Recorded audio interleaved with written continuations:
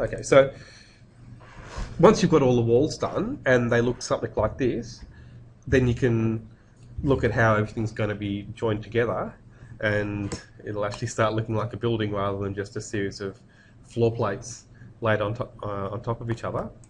So basically, it'll look something like this once you've got everything joined together properly.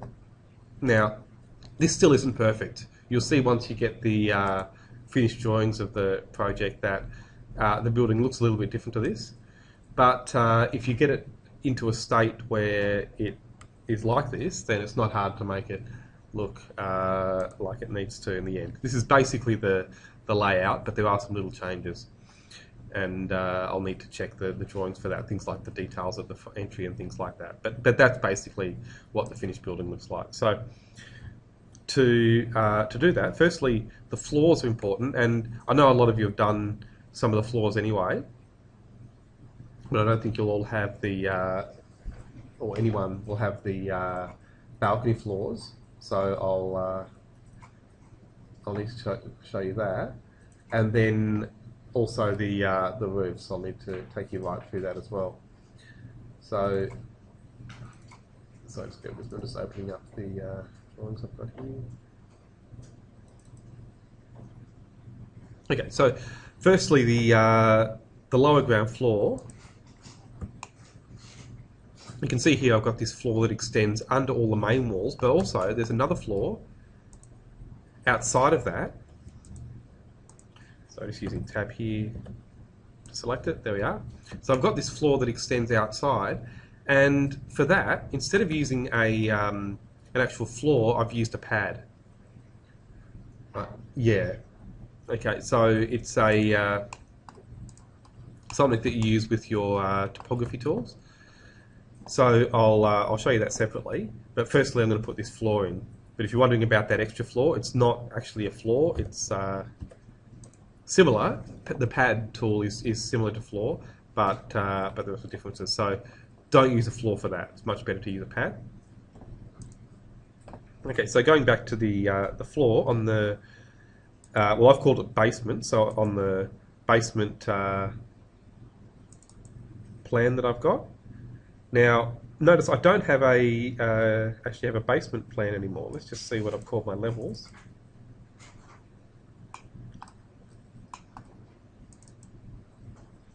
Because I renamed it lower ground floor, that was clever of me. So I've got lower ground floor as a plan there. Now, you can see my levels aren't organised. Before I go too far, I might actually just fix that. So I'm going to start renaming these. I'm going to call it 01 lower ground floor. Yes, to rename corresponding levels.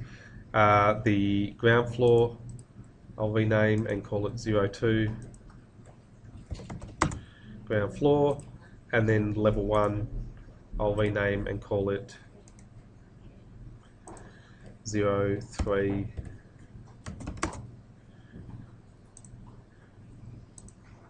level 1. Now, I'm missing a ceiling plan. We're going to have to start looking at the ceiling plans in a minute, so I'm going to go and make a new ceiling plan. Right, so on the View tab, you'll see you've got the option for Plan Views, and there I'm just going to choose Reflected Ceiling Plan. Now, have you done Reflected Ceiling Plans yet? No. Okay, so I'll need to take you through those, but anyhow, I'm going to make one now. So Reflected Ceiling Plan. And you can see it's only giving me one option there, one level. That's because I've got this option here, do not duplicate existing views. So in other words, I've already got existing views for the other two levels. You turn that option off and it'll let you choose any level, but usually you want that option on. So now I've got a ceiling plan for that level as well. I don't need one for the roof, so actually I'll delete that one. We don't need a roof ceiling plan, we only need a ceiling plan for each of the floor levels. Okay, so I'll come back to the ceiling plans in a minute, but I just want to check through my views first. Now going back to the lower ground floor, you can see I already do have a floor here. This is the file with everything in it. I'm going to go and Control Tab, and now sorry, switch to the file where I don't have very much. So you can see in this file I have everything organized a bit better as well, but I've got that view there that I deleted in my finished file. I'll delete it from here as well. The ceiling plan, and now that's a bit more organized here as well. So going back to the lower ground floor, I can start, and this is probably where you'd want to start if you haven't done the floor yet. I can start and put the floor in under these walls. Now, because they're fairly simple walls, and that means when you look at the type, there's only one component, you don't need to worry all that much when you're making your floors. If I go to make a floor now, you can see there's an option on the options bar to extend into wall to core. Now, if you only have one component, that option's not going to affect the floor very much. But if you have several components in your walls, you need to think about when you need to use that option. But again, we don't have multiple components. We've only got one, so that simplifies things a lot. You don't have to think too much about what you're doing there. And so here, all I'm going to do is pick the outer edge of the walls of the building, not the retaining wall. So here, these walls are all connected, so I should be able to use tab there and pick all of those walls with one click. Now, again, I'm trying to keep it simple at the moment, and that's a good approach when you're first building up your model and just trying to get everything connected. Don't put in unnecessary complexity. So looking at the floor properties here, you can see, just like the wall, there's only one component. That keeps it nice and simple, and it's existing. So you probably don't need to show the complete structure at the end of the day anyway. So why not keep it simple, leave it with one component, and that's what I'm going to do. Tick to finish it, and in the 3D view, you can see my new floor. Later on, we probably will add a new floor type. I won't leave it as generic 150 forever, because I'll want to put a floor finish onto that. But for now, it's fine just to leave it as a basic floor. So on to the next level. This floor is a little bit more involved, but again, to keep it simple, I'm going to make my floor, so clicking on the floor tool again, I'm going to put it on the inside edge of these walls. Now, if I try and press tab here, you'll see it's not going to get very far. Well, I'll just show you what happens. It's going to give me some extra lines, but that's okay. It's actually gone around the edge pretty well. So I've got thin lines on there, so it's hard to see, but there we are. So it's just giving me some extra lines, which I don't need. So I'm going to go to the Modify button, not the Modify tab.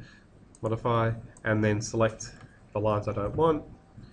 Trim, joined all together, and that's going to work as another floor. Tick to finish it, and I'll get an option saying, do I want to attach the walls to the bottom? Now, in actuality, you could say yes here, and what that would do is attach all of these walls underneath to the floor, which would work pretty well. But I'm going to say no, just so I can show you which walls do need to be attached and which don't. Some don't need to be attached. So I'm going to say no, and I'll go through each of these individually. So going up to level 1 now, I can put another floor in, and again using tab should work pretty well here, picking all of the walls on the outer edge, and then using trim, join these together. And again, I'm going to say no, just so I can show you again how the walls are really joining, because it's a little bit complicated. That's probably the most complex thing in this project, working out which walls carry through and which don't. Okay, so I've got floors there under all of my levels. And so now, before I go and put the roof on, I'm going to have a look at how things do join together, just like I was mentioning. So you can see here we've got this wall on the outer edge. That lines up with this wall here. That should be one continuous surface there. So to get that to join nicely, on the Modify tab you can use Join Geometry. So you've got the Join button there. I can choose these two walls And you can see that now looks like one surface, except for this part at the end here, and that's because there's another wall coming through there. But again, that can be joined to the upper wall. And that takes that little line away. Right, but then, what about here? You've got this wall still coming through on the inside. Now, this is the reason I didn't attach, because there, if I attach that wall to the floor, I'm going to have a gap between this wall and this wall on the outside.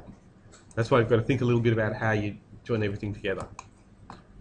So instead of attaching, that wall can be joined. So I can use join geometry, choose this one, and the floor.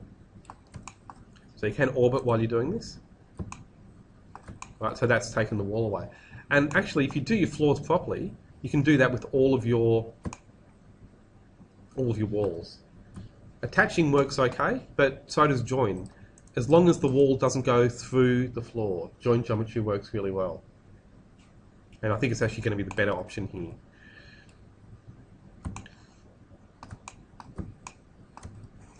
There is going to be one where it's a bit different, but I'll show you that in a minute. So, okay, so for now anyway, I'll go through and just check the edges first. That's the most important thing. So again, over here, I can use join geometry, and this wall can join together. So we've got a nice clean surface there. And then looking at the inside, that's the same wall. So I can use join, picking the wall and then the floor, and that's taken it away from there. Now I'm just worrying about the edges at the moment. Here again, we should get a nice clean surface between the retaining wall and the entry feature wall, and I do. There you're going to get a little gap. Now I'm going to check the drawings that you're given for your design, because this is the way I'm sure it was shown, but personally I think that could be moved. You could move the retaining wall across a little bit and then give you a nicer surface there. But anyhow, I mean, the exteriors aren't critical here, but you are going to have the exteriors showing in some of the views, so it's worth getting it right if you can, especially the entry. So you can see here we've got this entry. Now this is going to change. In fact, this wall I thought came across more anyway, but you've got a really important feature there at the entry. So that might have to change, but nevertheless, these two walls can be joined together. So here, this wall and this wall above. Okay, so that's all now looking like one continuous surface. And that's really important because that's a feature wall. And then again, we've got this issue with the little wall here. So that one, and then the wall above. There we are. So that's all joined together fairly well. Looking around, can't see any obvious overlaps.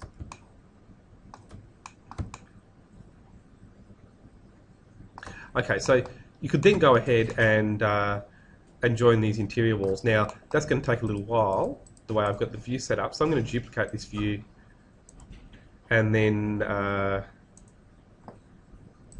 while I'm at it, I'll give it a better name. So I'm going to call it section box 1. I'll turn on my section box and just bring it down so I can see everything a lot more clearly. Okay, so much easier to work with there. So as I was saying, most of these walls could be attached to the floor, but in this case it's actually going to work much better if you use join geometry and join them to the floor instead. So is it clear what the difference between attach and join would be there? Attach would take the top of the wall down, and the wall would only ever reach the bottom of the floor. Join geometry simply cuts the wall away wherever it intersects with the floor. So if these walls continued through the floor, you'd be cutting out the middle of them. Whereas with attach, it would bring the top of the wall down to the to the bottom of the floor, no matter what. So that's the difference. And so it's tempting to attach, but often joining works better. And in this case, it definitely will, because well, you'll see when you do the stairs that some of these walls actually will need to extend up past the floor.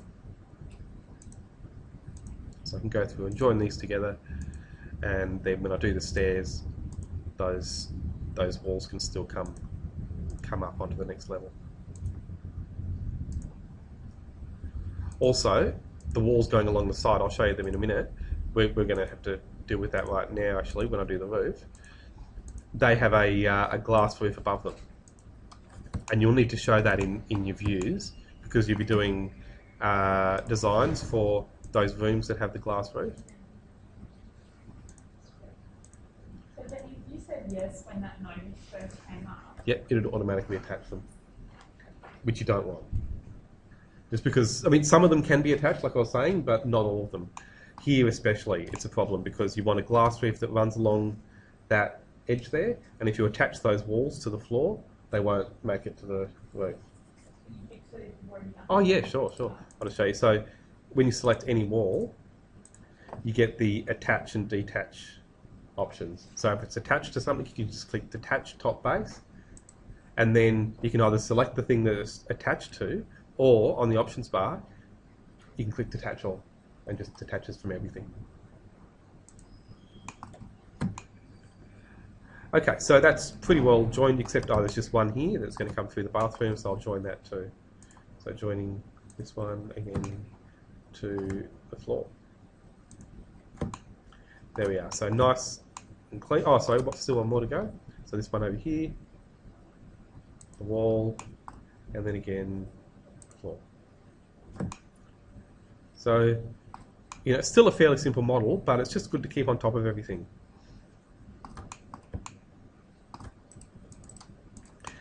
As you're doing it. So now going to the 3D view, even before I put the roof in, you can see some issues that I can resolve here, like the wall. So now, probably going to have to make a decision here about the floor thickness. It's probably okay to keep it at 150. It would be nothing like that in reality. It would be much thicker. So I've given you some elevations, so I'm just going to open that and have a look here. So at the moment it's 2700, so that allows 300 for the floor and the ceiling structure, which isn't a lot. So I'm going to leave it at 150, even though in reality it'd probably be more like 250, and then you just have the underside of the joists lined to do for your ceiling. But in Revit, you need to put in a separate ceiling, and it's important to consider that because when you put lights in, you don't want your lights intersecting with your floor. So it's kind of a cheat leaving the floor at 150. It wouldn't be that in reality, but I'm going to leave it at that here just to simplify things a bit. So okay, so what that means is that this wall can come down because I've got to cover the floor. I can't have it exposed like that. So it's got to come down all along this edge. But remember, this wall also should come down, but remember I've joined geometry, so I don't have to. So if I select this wall now, I'm going to make the base offset minus 150. Right, and it just brings it down, but notice it's still all joined together. Okay, so this wall as well, again, base offset, minus 150. Going over to the other side, base offset, same thing, minus 150. Now you might be thinking that's actually going inside, but it's not a problem because we want that edge covered even in the interior. So again, on this side as well, got to put that in.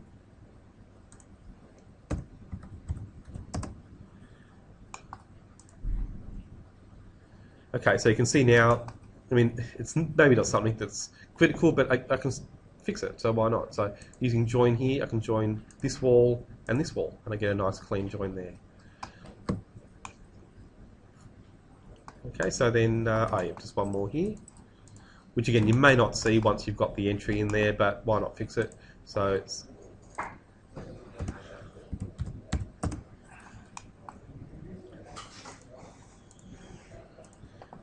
this one as well, may as well get it right. So it's not all the outside walls.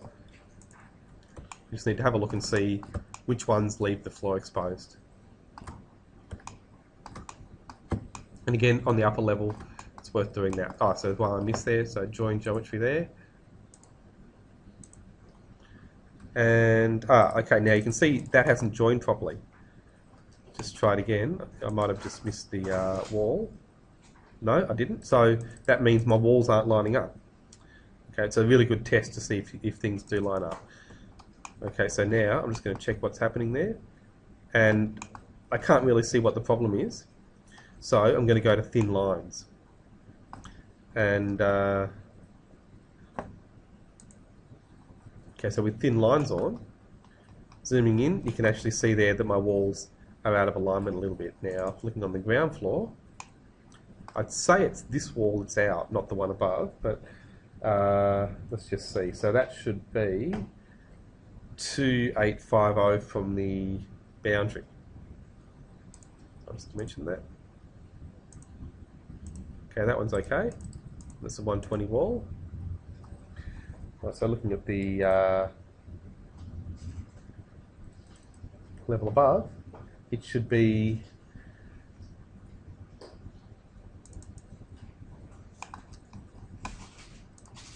let's see, 2740 from the boundary. So here to here, there we go. So there's my problem. I made a mistake of 10 mil in my drawing.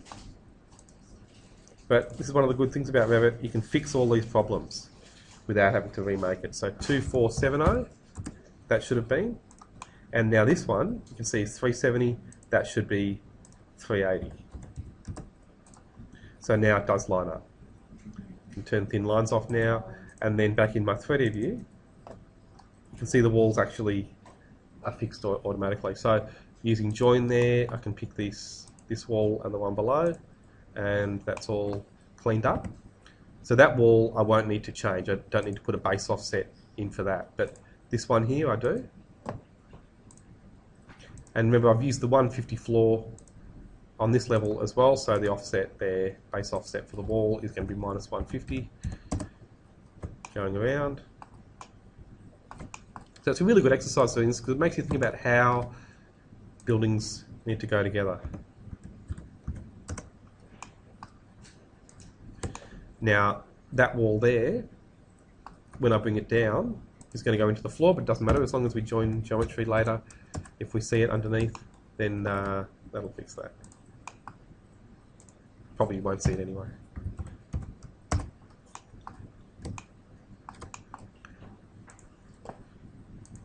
So this one's really important because it's a feature wall, so you'll see that at the front, the entry.